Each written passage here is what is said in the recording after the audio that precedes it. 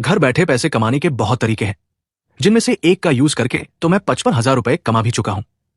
वो तरीका क्या है ये तो मैं आपको आगे बताऊंगा, लेकिन पहले आप बताइए, क्या आपने कभी कोई भी ऑनलाइन काम करने की कोशिश की है?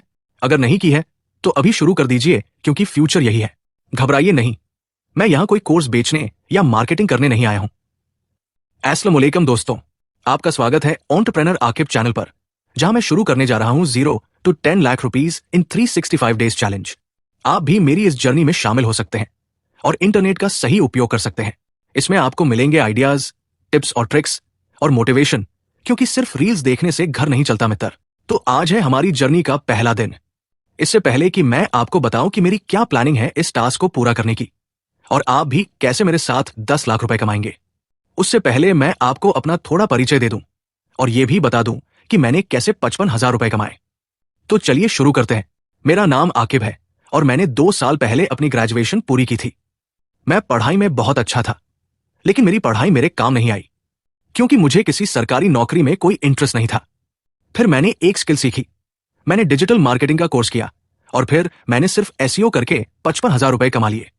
एसईओ में बेसिकली हमें वेबसाइट को गूगल पर रैंक कराना होता है, लेकिन डिजिटल मार्केटिंग में सिर्फ एसईओ नहीं होता, इसमें और भी बहुत सारी चीजें होती हैं जिनका यूज हम आगे करेंगे। वो मैं आपको धीरे धीरे बताऊंगा कैसे। बस आप मेरे साथ बने रहिए और चैनल को सब्सक्राइब करके बेल आइकन को दबा दीजिए। अब मैं आपको बताऊंगा कि ये जो 0 से 10 लाख रुपए का लक्ष्य है उसे कैसे हासिल किया जाएगा।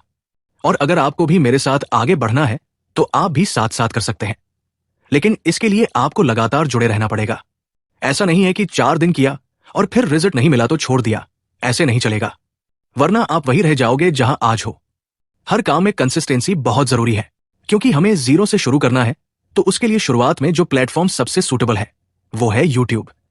ये हमारी शुरुआती कमाई के लिए है, और अगर आपका चैनल अच्छा चल गया तो आप इसे फुल टाइम करियर भी बना सकते हैं।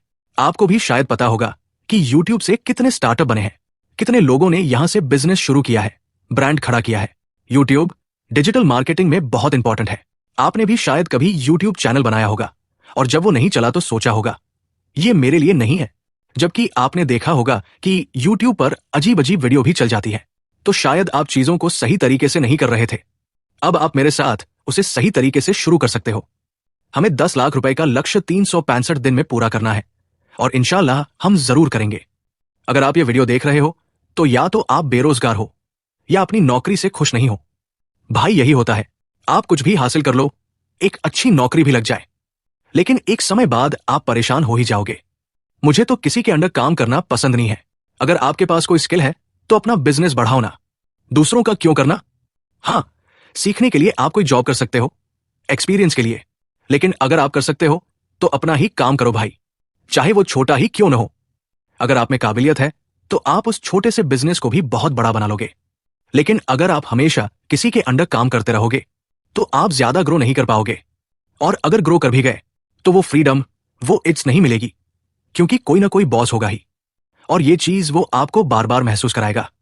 इससे अच्छा है कि समय रहते अपनी स्किल्स को बेहतर बनाओ और खुद को अपडेट रखते रहो। ये सोशल मीडिया का जमाना है, बहुत लोगों को बहुत सी चीजों का पता नहीं होता, तो उनसे पहले आप शुरू कर दो। अब बात करते हैं नीश की।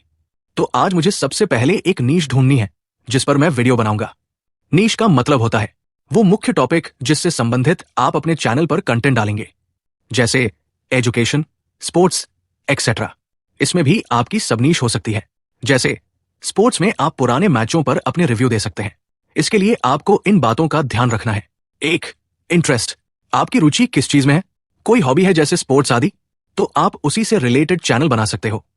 2, नॉलेज, अगर आपको पहले से किसी सब्जेक्ट में नॉलेज है, जैसे किसी को मोबाइल फोन की बहुत नॉलेज होती है तो वो उसकी जानकारी दे सकता है, या कोई सब्जेक्ट आता है तो आप पढ़ा सकते हैं, जैसे हिस्ट्री एक्सेट्रा।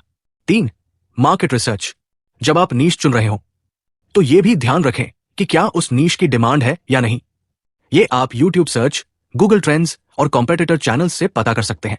4, मोनेटाइजेशन पोटेंशियल, देखो आखिर में आप ये सब पैसे के लिए कर रहे हो, तो ये भी देखना होगा कि क्या उस नीश से अच्छी कमाई हो सकती है।